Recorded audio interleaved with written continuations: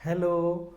आपके अपने YouTube channel साहित्य आप तक पर आप सभी प्यारे भाइयों एवं बहनों का हम स्वागत करते हैं। मैं आपका दोस्त आपका भाई डॉक्टर आर के गुप्ता एक बार पुनः आप सबके समक्ष हिंदी विषय का टेस्ट पेपर लेकर के उपस्थित हुआ हूँ। पार्ट 1 में हम लोग कई महत्वपूर्ण सवालों पे चर्चा किए जो हायर एजुकेशन के सिलेबस में लगा हुआ है, कहानी, उपन्यास, नाटक। आज सेकंड पार्ट को लेकर के हम आपके समक्ष उपस्थित हैं और आज का यह पेपर हम हायर एजुकेशन को टारगेट करके सवालों को तैयार किए हैं। तो आइए बगैर किसी देरी के हम लोग जो महत्वपूर्ण सवाल है उस पर चर्चा करते हैं। देखते हैं कि आज के लिए क्या क्या महत्वपूर्ण सवाल है आप लोगों के लिए। तो शुरू करते हैं। पहला सवाल है कि पहाड़ पर लालटेन के कवि कौन हैं? ऑप्शन है सुमित्रा नंदन पंत, मंगलेश डबराल, हिमांशु जोशी और अंतिम है शेखर पाठक। ऑप्शन के हिसाब से हमको पूर्ण विश्वास है कि आपको इस सवाल का उत्तर जरूर पता होगा।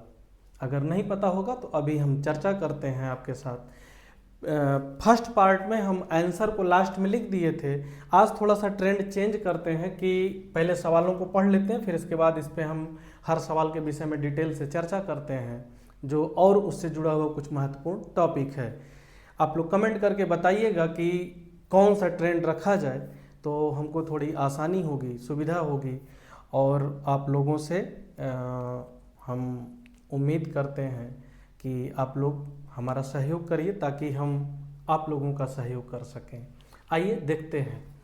तो पहला है कि पहाड़ पर लालटेन के कवि कौन है? तो ऑप्शन है सुमित्रा नंदन पंत, मंगलेश डबराल, हिमांशु जोशी, शेखर पाठक। आप इसके उत्तर को अपने से हल करते चलिएगा, कहीं लिखते चलिएगा, फिर अभी जब चर्चा करेंगे तो आप मिलाइएगा, देखिएगा कि कितना आपका सवाल सही होता है। दूसरे नंबर पर है काल यात्री है कविता के कवि कौन है? ऑप्शन है प्रभाकर श्रोत्री और दूसरा है मृदुला गर्ग, तीसरे नंबर पर है शेर जंग गर्ग और चौथे नंबर पर है मुक्ति बोध। ठीक है। उसी तरीके तीसरे नंबर का जो सवाल है कि नारी परीक्षा नहीं प्रेम चाहती है, यह कथन किसका है? ऑप्शन में है कि भोला, कामिनी, मालती, प्रोफेसर मेहता। देखिए इस ऑप्शन को देख करके आपको ये किस उपन्यास से लिया गया है इतना तो आपको पता चल ही गया होगा, है ना। और हम उम्मीद करते हैं कि इसका आंसर भी आपको पता होना चाहिए।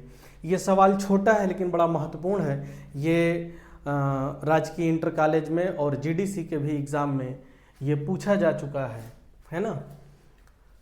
ऐसे अगला सवाल है गोदान उपन्यास से ही कि होरी के भाई हीरा की पत्नी का क्या नाम था? पहला ऑप्शन है झुनिया, दूसरा ऑप्शन है मुनिया, तीसरा है धनिया और चौथा है पुन्नी। फिर इसी तरीके अगला सवाल है साये में धूप काव्य कृति के रचयिता कौन है? पहला ऑप्शन है दुष्यंत कुमार, दूसरा है रघुवीर सहाय, तीसरा है नरेश मेहता और चौथा है धर्मवीर भारती। देखिए यहाँ पे थोड़ा सा एक चीज़ हम सुधारे थे। यहाँ तक तो 1 2 3 4 लिखे, लेकिन फिर यहाँ से का खा गा घा कर दिए हैं, क्योंकि ये क्वेश्चन नंबर और ये आंसर नंबर लिखने के नाते अंक टकरा रहा था तो हम चेंज कर दिए थे। यहाँ पे का खा गा और घा, ठीक है। यानी का है दुष्यंत कुमार, दूसरा है रघुवीर सहाय, तीसरे नंबर का है नरेश मेहता और चौथे नंबर का ऑप्शन है धर्मवीर भारती। आप सभी विद्वत जन इसका आंसर आप लोग अपनी कॉपी में कहीं ट्रिक करते चलिएगा, फिर अभी पलट करके हम आते हैं और सारे आंसर पे चर्चा करते हैं। फिर अगला सवाल है कि मछली घर नामक काव्य संग्रह के संपादक कौन हैं? तो ऑप्शन है दूधनाथ सिंह, विजय देव नारायण शाही और चौथा ऑप्शन है लक्ष्मीकांत वर्मा, अंतिम है घा वाला है धर्मवीर भारती। ठीक है। अब आपको इसमें बताना है कि ये काव्य संग्रह इसमें से किस लेखक का है। तो आइए आगे बढ़ते हैं हम लोग। अगला सवाल है कि भक्ति हृदय से की जाती है, बुद्धि से भक्ति करना ऐसा ही है जैसे नाक से खाना और कान से सूंघना। ये बड़ा ही महत्वपूर्ण कथन है। कथन महत्वपूर्ण होने के साथ साथ ये जिस निबंध से लिया गया है वो भी बड़ा महत्वपूर्ण है, और उस निबंध के जो लेखक हैं वो तो महत्वपूर्ण है ही, है ना। ऑप्शन क्या क्या है कि श्रद्धा और भक्ति, दूसरे नंबर पर है कविता क्या है, तीसरे नंबर पर है उत्साह, और चौथे नंबर पर है तुलसी का भक्ति मार्ग। तो आपको इसमें से बताना है कि यह किस निबंध का कथन है। यहाँ पे हम लिख देते हैं, इम्पॉर्टेंट क्वेश्चन है, आप लोग इसको जरूर ध्यान रखिएगा। यह हायर एजुकेशन में आपसे पूछा जा सकता है। और आप सबको बताएं कि हम सरल सवालों को टेस्ट पेपर में नहीं रखना है, क्योंकि ऑलरेडी वो उसके आंसर आपको पता है। हम कुछ महत्वपूर्ण सवालों को ढूंढ ढूंढ करके अपने नोट्स से ही लिख रहे हैं, आपके लिए बना रहे हैं पेपर, ताकि अगर इस तरीके का सवाल अगर ये पूछा जाए तो आपका गलत ना हो। अगला सवाल है, सच है आवश्यकता ही संसार के व्यवहारों की दलाल है। बहुत ही महत्वपूर्ण कथन है। आपको बताना है कि यह कथन किस पात्र का है। ऑप्शन है विजया, दूसरे नंबर पर देवसेना, तीसरे नंबर पर स्कंदगुप्त, और चौथे नंबर पर है भट्टार्क। ठीक है, घा ऑप्शन है भट्टार्क। अब इस ऑप्शन से तो आपको ये पता चल ही गया होगा कि ये किस नाटक का कथन है, और हम आशा करते हैं कि इसका आंसर आपको पता होना चाहिए। अगर नहीं पता है तो अभी फिर हम इस पे चर्चा करते हैं, आपको बताते हैं, तब तक आप कोशिश करिए। और अगला सवाल है कि भाषा योग वशिष्ठ के लेखक कौन है। ऑप्शन है रामप्रसाद निरंजनी, दूसरे नंबर पर हैं रमाशंकर वाजपेयी, तीसरे नंबर पर हैं रामप्रसाद बिस्मिल, चौथा ऑप्शन है इनमें से कोई नहीं। इसी तरीके अगला सवाल है कि इनमें से कौन सा ग्रंथ लौकिक चरित्र काव्य माना जाता है। ये आपको बताना है कि लौकिक चरित्र काव्य माना जाता है। पहला ऑप्शन है योगसार, दूसरा नंबर पे है परमात्म प्रकाश, और तीसरे नंबर पर है भविष्यत कहा, चौथे नंबर पर है पाहुड़ दोहा। इसी प्रकार आपका अगला सवाल है कि पंत ने अपने यानी सुमित्रा नंदन पंत ने किस काव्य संग्रह को बाल कल्पना का दुधमुहा प्रयास कहा है। ये सवाल कई बार परीक्षा में पूछा जा चुका है, जीआईसी में पूछा गया है, जीडीसी में भी पूछा गया है, और टीजीटी पीजीटी में तो पूछा ही गया है कि अपने किस काव्य संग्रह को उन्होंने क्या कहा है, बाल कल्पना का दुधमुहा प्रयास कहा है। ठीक है, आपको बताना है। ऑप्शन है उच्छ्वास, पल्लव, वीणा, ग्रंथि। इसी तरीके अगला ऑप्शन है दया मनुष्य मात्र का धर्म है और प्राणी मात्र उसके अधिकारी हैं, यानी दया के अधिकारी हम हैं। यह कथन किस निबंध से लिया गया है। निबंध बहुत महत्वपूर्ण है। आपके लिए ऑप्शन है शब्दिता, लोभ और प्रीत, अशोक के फूल, कविता क्या है। तो ये कुछ सवाल हैं जो हम आपको पढ़ करके इसका ऑप्शन भी बता दिए। अब आप एक बार कोशिश करिए, 1 मिनट 2 मिनट का हम समय देते हैं, आप कोशिश करिए कि ट्रिक करने का। बाकी फिर हम धीरे धीरे एक एक सवाल पे चर्चा करते हैं, उसके आंसर पे चर्चा करते हैं, फिर उसके बाद आगे के जो महत्वपूर्ण सवाल हैं उस पे हम आपके साथ चर्चा करते हैं। तो पहाड़ पर लालटेन के कवि कौन है, ये पहला सवाल है। आप सबको इसका आंसर जरूर पता होना चाहिए, हमें ये पूरा विश्वास है। तो सुमित्रा नंदन पंत, मंगलेश डबराल, हिमांशु जोशी, शेखर पाठक।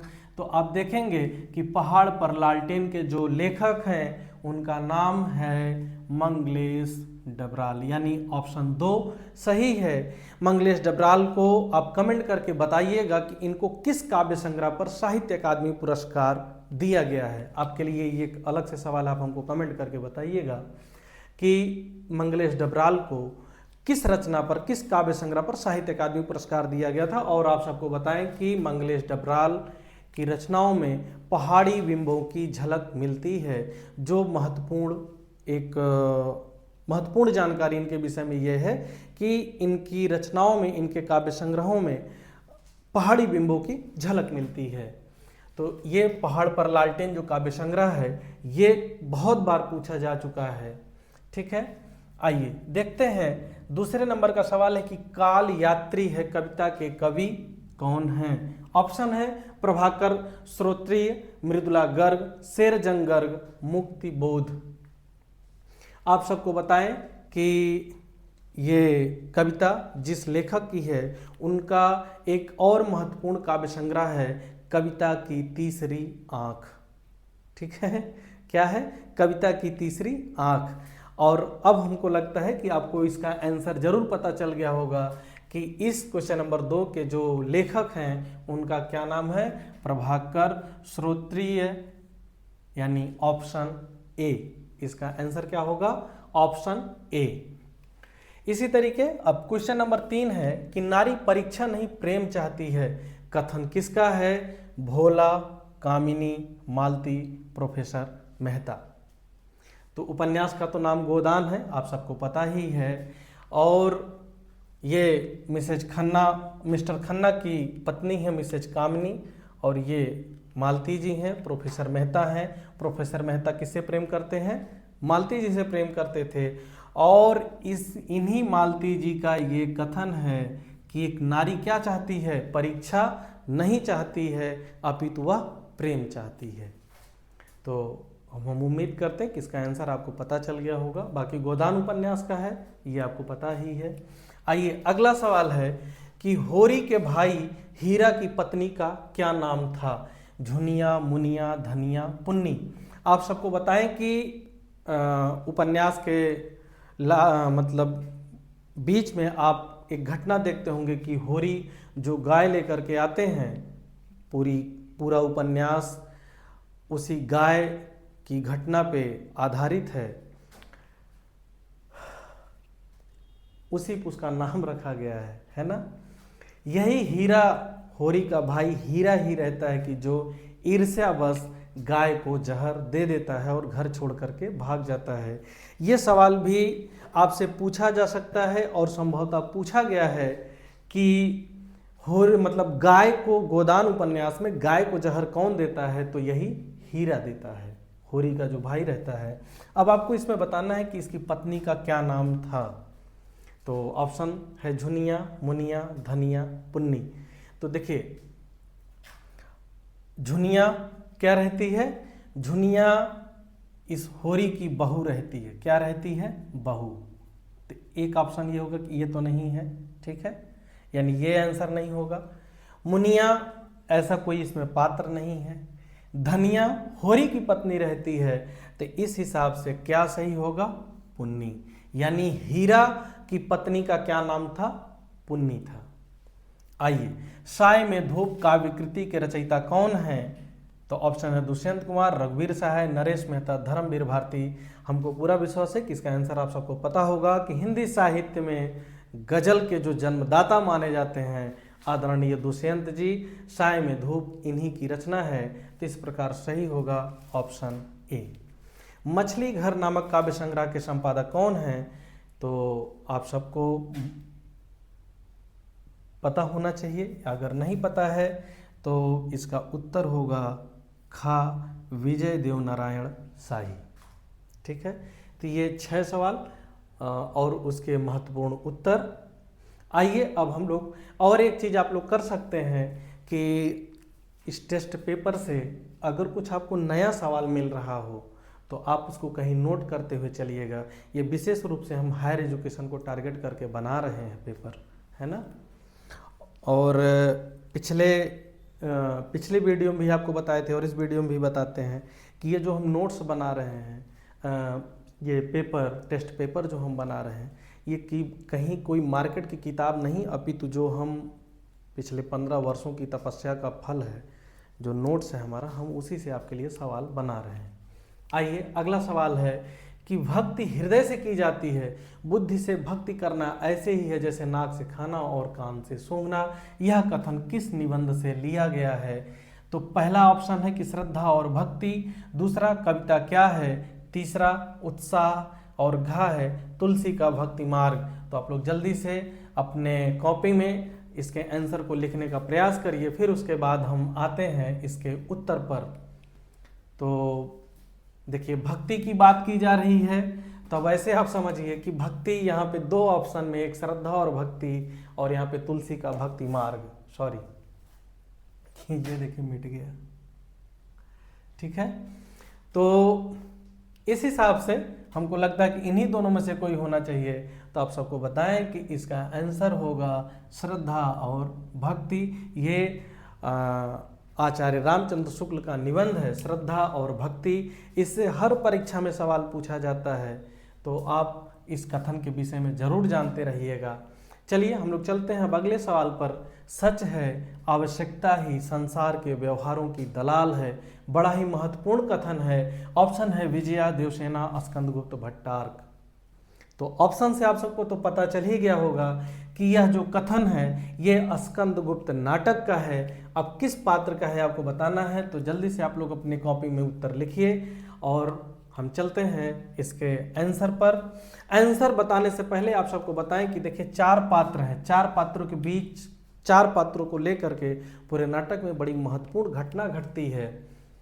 देवसेना प्रेम करती है स्कंदगुप्त से, देवसेना स्कंदगुप्त से प्रेम करती है। नाटक बहुत बड़ा है। देवसेना के जो भाई थे बंधु वर्मा, उनके राज्य को स्कंदगुप्त के द्वारा जाकर के हुणों के आक्रमण से बचाया जाता है। यानी स्कंदगुप्त जाते हैं, रक्षा करते हैं, बचाते हैं, और इनकी वीरता को देख करके उसी समय देवसेना इनसे प्रेम करने लगती है और इनसे शादी करना चाहती है। स्कंदगुप्त विजया से प्रेम करते हैं। स्कंदगुप्त क्या करते हैं? विजया से प्रेम करते हैं। विजया देवसेना के राज्य के एक वणिक की पुत्री रहती है। अब एक ही राज्य के होने के कारण, ये तो राजकुमारी थी और ये उसी राज्य के एक वणिक की पुत्री रहती है, तो कुछ आपसी मतभेद के कारण जब विजया को यह पता चलता है कि देवसेना स्कंदगुप्त से प्रेम करती है और स्कंदगुप्त हमसे प्रेम करता है, तो ये विजया स्कंदगुप्त को एक प्रकार से कहिए कि जलाने के लिए या ईर्ष्यावश ये क्या करती है कि विजया का वरण कर लेती है, अर्थात विजया को चुन लेती है। और इधर स्कंदगुप्त से देवसेना प्रेम करते रहती है, लेकिन स्कंदगुप्त इससे प्रेम करते हैं, तो इसके कारण ये देवसेना का वर्ण नहीं करते हैं, देवसेना को छोड़ देते हैं। और नाटक के अंत में ये दिखाया गया है कि एक समय ऐसा आता है कि जब स्कंदगुप्त देवसेना के सामने प्रस्ताव रखते हैं कि देवसेना मैं तुमसे प्रेम करता हूँ, मैं तुमसे शादी करना चाहता हूँ, तब देवसेना मना कर देती है कि जब मैं तुमसे प्रेम करती थी तब तो तुम मना कर दिए थे, आज जब तुम्हारे जीवन में कोई ऑप्शन नहीं रह गया है तब तुम मेरे पास आए हो, ऐसे में मैं तुम्हारा वरण नहीं कर सकती हूँ। इसको लेकर के एक बड़ी सुंदर कविता है कि चढ़कर मेरे जीवन रथ पर प्रलय चल रहा है अपने पथ पर। और शुरू में कहती है कि देखिए जल्दबाजी में कविता याद नहीं आ रही कि मैंने जीवन मधुकरियों की भीख लुटाई, है ना, मैंने भ्रमवश जीवन मधुकरियों की भीख लुटाई, ऐसे करके कविता है बड़ी सुंदर। तो यहाँ पे यह है कि देवसेना स्कंदगुप्त से प्रेम करती थी, स्कंदगुप्त विजया से प्रेम करता था, और जब ये बात विजया को पता चलती थी किसका वर्ण कर लेती है? भट्टार्क का। चलिए ऑप्शन पे आते हैं। तो ये जो कथन है सच है आवश्यकता ही संसार के व्यवहारों की दलाल है, इसका उत्तर होगा विजया। स्कंदगुप्त नाटक के विषय में हम आपके समक्ष बहुत जल्द एक पूरी सिर्फ स्कंदगुप्त नाटक पे ही सवालों की श्रृंखला लेकर के उपस्थित होंगे। बहुत ही प्यारा नाटक है। आइए अगला सवाल देखते हैं कि भाषा योग वशिष्ठ के लेखक कौन हैं? तो राम प्रसाद निरंजनी, रमाशंकर वाजपेयी, राम प्रसाद बिस्मिल, इनमें से कोई नहीं। और हमें पूर्ण विश्वास है कि इसका आंसर आप सबको पता होगा, राम प्रसाद निरंजनी। अगला है कि इनमें से कौन सा ग्रंथ लौकिक चरित्र काव्य माना जाता है? तो इसका उत्तर होगा भविष्यत कहा। आइए अगला सवाल देखते हैं कि पंत ने अपने किस काव्य संग्रह को बाल कल्पना का दूधमुहा प्रयास कहा है? आप सबको इसका उत्तर जरूर पता होगा, हमें पूर्ण विश्वास है। तो इसका उत्तर होगा वीणा। पल्लव छायावाद का इसको मैनिफेस्टो कहा जाता है। इनका बहुत ही महत्वपूर्ण काव्य संग्रह है। और अगला सवाल है दया मनुष्य मात्र का धर्म है और प्राणी मात्र उसके अधिकारी हैं। यह कथन किस निबंध से लिया गया है? तो आप सबको बताएं कि आचार्य रामचंद्र शुक्ल का ही निबंध है, लोभ और प्रीति। ये इसका आंसर होगा, अर्थात ऑप्शन 2 यानी खा। तो ये कुछ महत्वपूर्ण सवाल रहे, इनका ये उत्तर रहा। आप एक बार इनको देख लीजिए, फिर हम इनको मिटाते हैं। तो अगले कुछ महत्वपूर्ण सवालों को जल्दी से आपके सामने लेकर के हम आते हैं, और आशा करते हैं कि ये सवाल आप लोगों को अच्छे लग रहे होंगे, है ना। बड़े मेहनत से हम इन सवालों को ढूंढ करके तैयार कर रहे हैं। अगर कुछ आपको इनमें से कुछ कोटेशन नया मिलता है तो आप उसको अपने नोट्स में ज़रूर लिख लीजिएगा। चलिए हम इसको मिटाते हैं और अगले कुछ महत्वपूर्ण सवालों को लिखते हैं।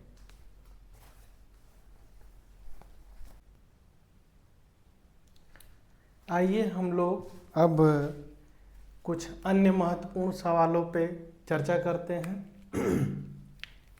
तो अगला सवाल है कि किन्नरी नामक वेश्या किस कहानी की पात्र है? ऑप्शन है काला शुक्रवार, गुंडा, कानों में कंगना, ताई।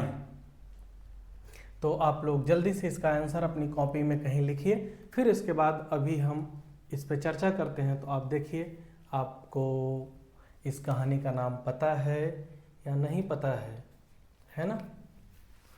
आइए अगला सवाल है कि होश में आओ कयामत आई है और लपटन साहब की वर्दी पहन कर आई है। यह कथन बहुत ही महत्वपूर्ण कहानी का है, वो कहानी शायद आप पढ़े भी होंगे। बोधा सिंह, लहना, वजीरा, इनमें से कोई नहीं। ये 4 ऑप्शन है। तो ऑप्शन के हिसाब से आपको तो कहानी का नाम याद ही हो गया होगा, है ना, और लेखक का भी नाम आपको याद हो गया होगा। तो आप इसका उत्तर दीजिए जल्दी से। अगला सवाल है, भाषा संसार का नादमय चित्र है, ध्वनिमय स्वरूप है, कथन किसका है? ऑप्शन है आचार्य शुक्ल, बच्चन सिंह, सुमित्रा नंदन पंत, नंद दुलारे वाजपेयी। तो ये बड़ा महत्वपूर्ण कथन है, और जिस लेखक के माध्यम से कहा गया है वो भी हिंदी साहित्य के बड़े महान लेखक हैं। तो आप लोग जल्दी से इसका उत्तर दीजिए। अगला सवाल है कि हिंदी, हिंदू, हिंदुस्तान का नारा कौन दिया था? ऑप्शन है भारतेंद्र जी, दूसरा ऑप्शन है अंबिका दत्त व्यास, तीसरा है प्रेमघन, और चौथा है प्रताप नारायण मिश्र। तो आपको इसका उत्तर देना है, और हमको पूरा विश्वास है कि ये इसका उत्तर आपको जरूर याद होगा। 8 मास बीते जजमान, अब तो करो कुछ दक्षिणा दान, है ना। तो इसका उत्तर आपको जरूर याद होगा। अगला सवाल है कि बहुत ही महत्वपूर्ण सवाल है, बहुत ही रोचक सवाल है। आप लोग देखिए कि झुनिया निम्नलिखित में से किस कहानी की पात्र है? ठीक है, यहाँ पे इस पे ध्यान दीजिएगा। उपन्यास नहीं पूछा जा रहा है, क्या पूछा जा रहा है? कहानी। झुनिया निम्नलिखित में से किस कहानी की पात्र है? ऑप्शन है पूस की रात, स्वामिनी, ठाकुर का कुआं, माँ। ठीक है।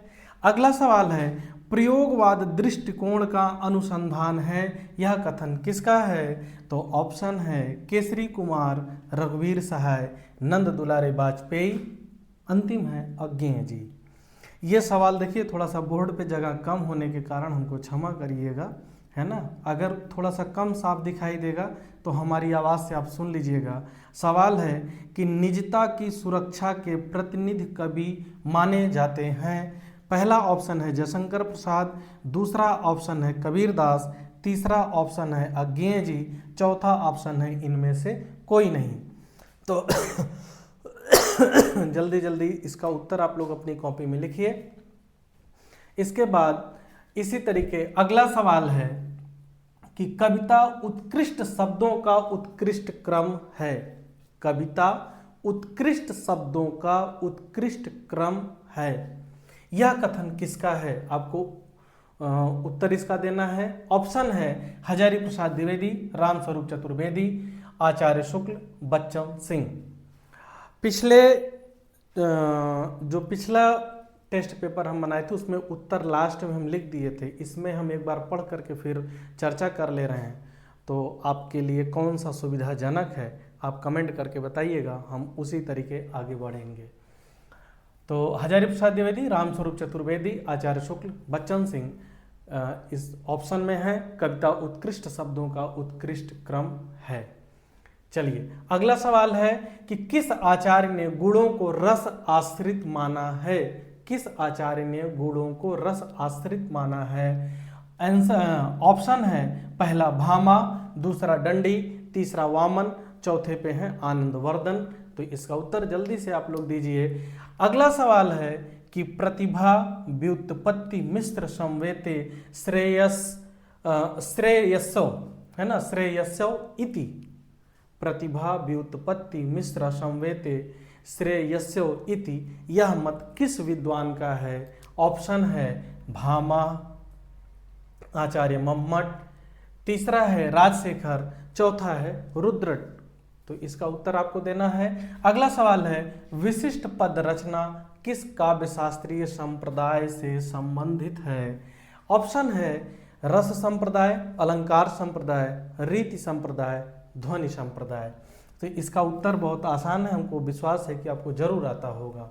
अगला सवाल है बहुत ही महत्वपूर्ण सवाल है आपके लिए, हम इसको कहानी से ढूंढ करके लेकर के आए हैं।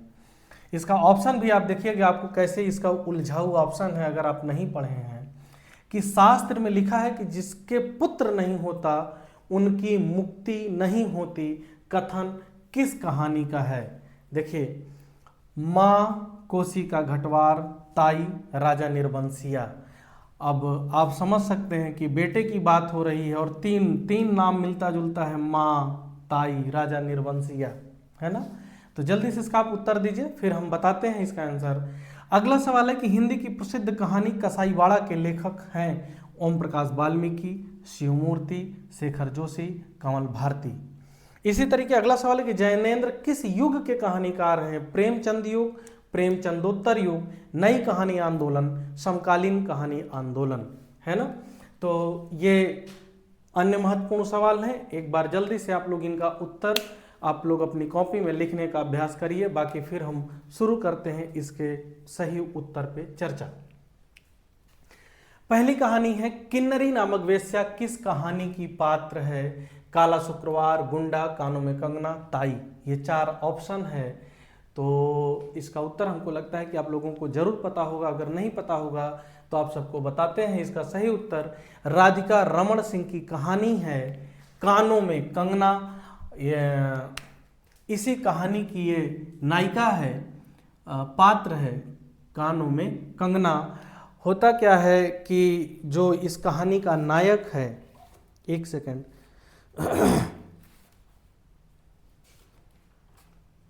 नरेंद्र, इस कहानी का जो नायक रहता है नरेंद्र, शादीशुदा रहता है, लेकिन वह इसी वेश्या के चक्कर में पड़ करके अपना सब कुछ न्यौछावर कर देता है इसके ऊपर। लास्ट में जब इसको कुछ नहीं मिलता है देने के लिए तो अपनी पत्नी का वही क्या कहते हैं, कंगन, लास्ट में कहानी में होता है कि इसकी पत्नी मरी हुई पाई जाती है, मृत्यु का वर्ण कर लेती है और अपने कंगन को अपने कानों में लटकाए रहती है। तो इसीलिए इस कहानी का टाइटल दिया गया है कानों में कंगना। और ये पात्रा किन्नरी नामक वेश्या इसी कहानी की नायिका है कानों में कंगना। कंगन जबकि हाथों में पहना जाता है। अगला सवाल है कि होश में आओ कयामत आई है और लपटन साहब की वर्दी पहन कर आई है, कथन किसका है? तो ऑप्शन से आप सबको पता ही होगा कि ये कहानी है चंद्रधर शर्मा गुलेरी की। उसने कहा था। ऑप्शन में है बोधा सिंह, लहना, वजीरा, इनमें से कोई नहीं। तो इसका सही आंसर होगा लहना। ये लहना इसी वजीरा से कहता है अंतिम समय में कि होश में आओ। लहना, एक चीज ध्यान दीजिएगा, हो सकता है सवाल इस तरीके भी पूछ ले। तो लहना वजीरा से कहता है कि होश में आओ कयामत आई है, लपटन साहब की वर्दी पहन कर आई है। अगला सवाल है कि भाषा संसार का नादमय चित्र है, ध्वनिमय स्वरूप है, कथन किसका है? इसका आंसर होगा प्रकृति के सुकुमार कवि सुमित्रानंदन पंत जी। यानी इस कथन के जो मतलब ये कथन जो कहा है उनका नाम है सुमित्रानंदन पंत। ये छायावाद के प्रवर्तक भी माने जाते हैं। इनके नाम को लेकर के और जयशंकर प्रसाद जी के नाम को लेकर के बड़ा विवाद है इतिहासकारों में कि छायावाद का प्रवर्तक किसको माना जाए।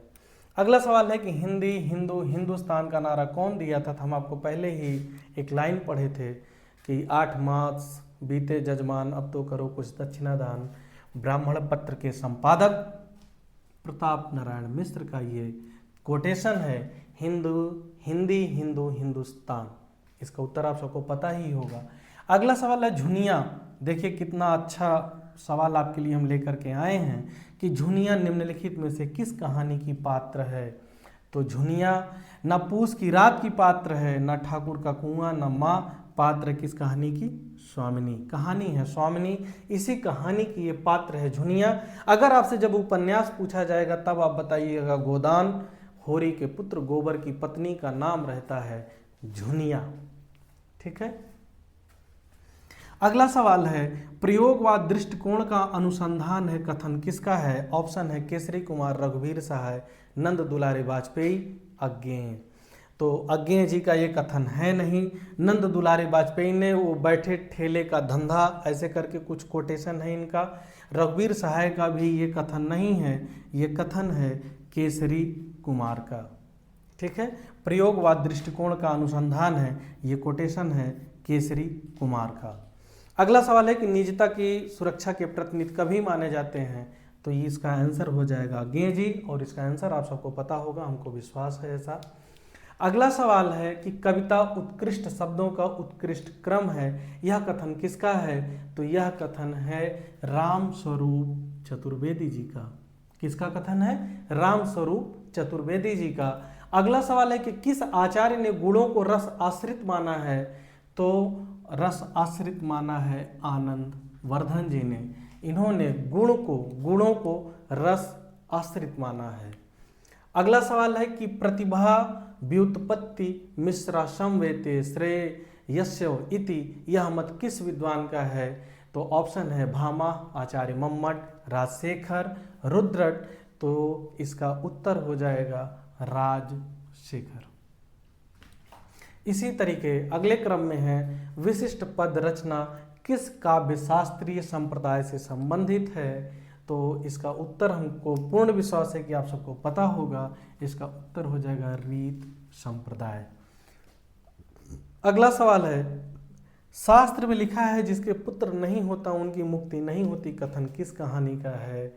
तो ये कोटेशन है विशंबरनाथ शर्मा कौशिक की कहानी ताई। इनकी कहानियां है ताई, पगली, रक्षाबंधन। इसी कहानी की ये नायिका हैं रामेश्वरी, और रामेश्वरी अपने पति से कहती हैं कि शास्त्र में लिखा है जिसके पुत्र नहीं होता उनकी मुक्ति नहीं होती। तो ये जो कोटेशन है किस कहानी का है? ताई कहानी का है। लेकिन अगर आपको देखें नहीं पता है तो कितना उलझाऊ है। ऑप्शन माँ, फिर इधर राजा निर्वंशिया है और कहानी पुत्र की हो रही, तो सवाल गलत हो सकता है। तो आप इसको अपने नोट्स में ज़रूर लिख लीजिएगा। अगला क्वेश्चन है कि हिंदी की प्रसिद्ध कहानी कसाईवाड़ा के लेखक कौन हैं। तो कसाईवाड़ा के लेखक आप सबको पता ही होगा शिवमूर्ति जी हैं। ये सवाल लगातार पूछे गए हैं अलग अलग परीक्षाओं में, है ना। जितने यहाँ पे हम सवाल दिए हैं, कुछ सवाल तो नए हैं जो अभी परीक्षा में नहीं पूछे गए हैं, इनको हम महत्वपूर्ण मान करके आपके समक्ष रखे हैं, और बहुत सारे सवाल ऐसे हैं कि जो पूछे जा चुके हैं। अगला है कि जैनेन्द्र किस युग के कहानीकार हैं। तो आप सबको पता होगा कि जैनेन्द्र जी प्रेमचंद युगीन कहानीकार हैं। ठीक है। तो ये महत्वपूर्ण सवाल हो गए, इनको आप देख लीजिए। इनमें से जो आपके लिए ज़रूरी हो, जो आप नोट्स में नहीं लिखे हों, तो आप इसको लिख लीजिएगा, और फिर इसको हम मिटाते हैं और आगे कुछ महत्वपूर्ण सवालों पे फिर चर्चा करते हैं। आप लोग इनको देख लीजिए, फिर हम मिटाते हैं। 1 मिनट।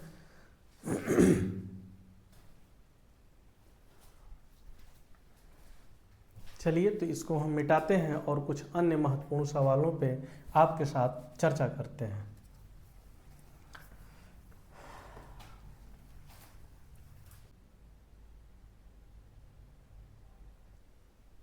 आइए हम लोग कुछ अन्य महत्वपूर्ण सवालों पे चर्चा कर लेते हैं।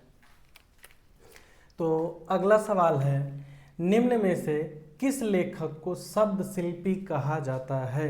बहुत ही महत्वपूर्ण सवाल है, कई बार परीक्षा में पूछा गया है, तो इसलिए हायर एजुकेशन में भी इसके पूछे जाने की संभावना बनती है। ऑप्शन में है जयशंकर प्रसाद, भारतेंदु जी, सुमित्रा नंदन पंत, सूर्यकांत त्रिपाठी निराला। जल्दी से आप लोग उत्तर अपनी कॉपी में लिखिए। अगला सवाल है कि यह लोक नीति है, ये छोटी और छोटी की मात्रा हम जानबूझ करके नहीं लगाए हैं, है ना, नीति बोलने के कारण। यह लोक नीति है तो मैं कहूँगा कि लोक नीति और मूर्ख नीति दोनों का एक ही अर्थ है। यह कथन किस नाटक का है? नाटक बहुत प्यारा है, आप लोग पढ़िएगा जरूर। ऑप्शन है अंधा योग, 8वां सर्ग, आषाढ़ का एक दिन, चंद्रगुप्त। अब आपको उत्तर बताना है कि ये किस नाटक का कथन है। अगला सवाल है कि घर में तो पैसा इस तरह से गायब है जैसे चील के घोंसले से मांस। बहुत ही प्यारी कहानी है, समाज की जो अर्धनग्न सच्चाई है इस कहानी के माध्यम से दर्शाया गया है। और कहानी मतलब पूछा गया है, सवाल है कि ये किस कहानी का है। ये कहानी अगर आप पढ़े होंगे तो आपको पता होगा, और नहीं पढ़े होंगे तो अभी जब हम बताएंगे तो आप इस कहानी को जरूर पढ़िएगा। ऑप्शन है नौकर, मूस, पूस की रात, कफन। अगला ऑप्शन है कि किस अनुच्छेद के तहत लोक सेवा आयोग के अध्यक्ष एवं सदस्य को हटाया जा सकता है।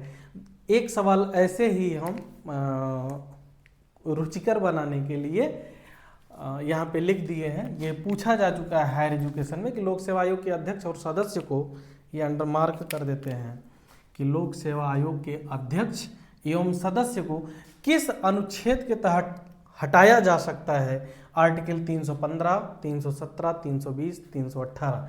इसका उत्तर आपको जरूर पता होगा, जल्दी से दीजिए। फिर आते हैं हम लौटकर। वध स्थल से छलांग किस लेखक की कहानी है? टीजीटी 2021 में पूछा जा चुका है। ऑप्शन है ऋषिकेश सुलभ, प्रदीप जायसवाल, सत्यकेतु विद्यालंकार, डॉक्टर धर्मवीर। तो इसका आप उत्तर दीजिए जल्दी से। अगला सवाल है कि क्षमा और उदारता वहीं सच्ची हैं जहां स्वार्थ की बलि हो। यह कथन किस नाटक से लिया गया है? ऑप्शन है ध्रुव स्वामिनी, चंद्रगुप्त, स्कंदगुप्त, अंधा युग। आपको इसका उत्तर देना है। अगला सवाल है भोला राम का जीव किस विधा की रचना है? कहानी, निबंध, व्यंग, रेखा चित्र। तो इसका उत्तर हमें पूर्ण विश्वास है कि आपको जरूर पता होगा।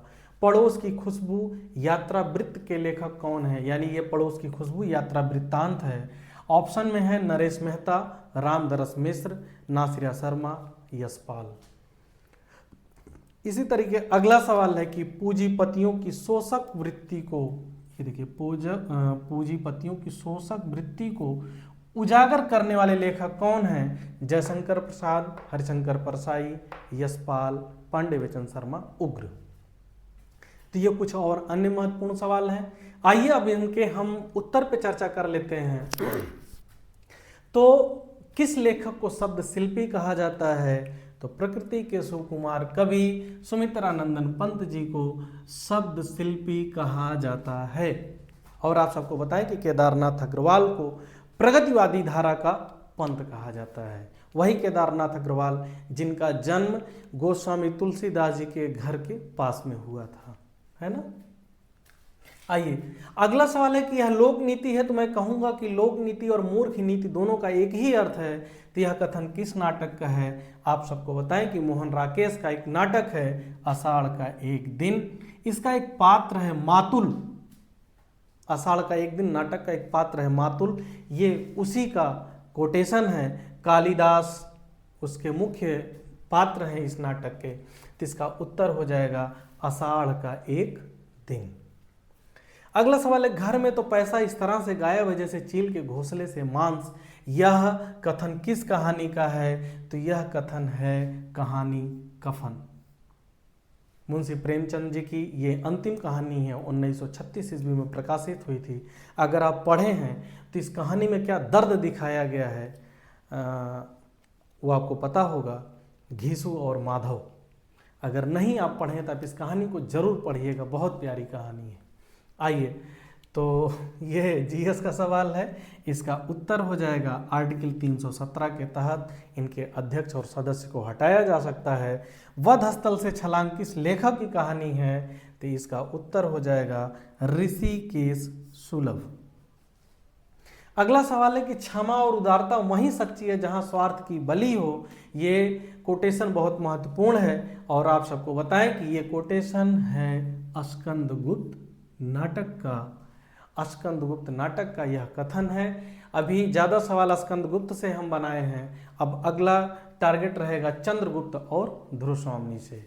अंधायुग से भी सवाल बनाया जाएगा। अगला सवाल है भोला राम का जीव किस विधा की रचना है? तो इसका आंसर तो आपको पता ही होगा कि व्यंग है। पड़ोस की खुशबू यात्रा वृत्त के लेखक हिंदी साहित्य के महान कथाकार रामदरस मिश्र जी का है। पूंजीपतियों की शोषक वृत्ति को उजागर करने वाले लेखक हैं पर्दा कहानी के लेखक आदरणीय यशपाल जी।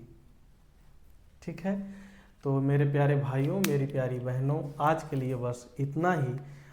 आज का यह पेपर कैसा है, यह टेस्ट पेपर आपके लिए कैसा है, इसको हल करने के बाद आप कमेंट में ज़रूर बताइएगा। और अगर यह वीडियो या मेहनत आपको पसंद आएगा तो वीडियो को लाइक कर दीजिएगा और चैनल पे अगर आप नए हैं तो प्लीज़ सब्सक्राइब कर लीजिएगा हमको, और आप अपने चैनल को, इसको साहित्य आप तक को सपोर्ट करिए ताकि हम आपके लिए कुछ और अच्छा कर सकें। मिलते हैं फिर, तब तक के लिए धन्यवाद।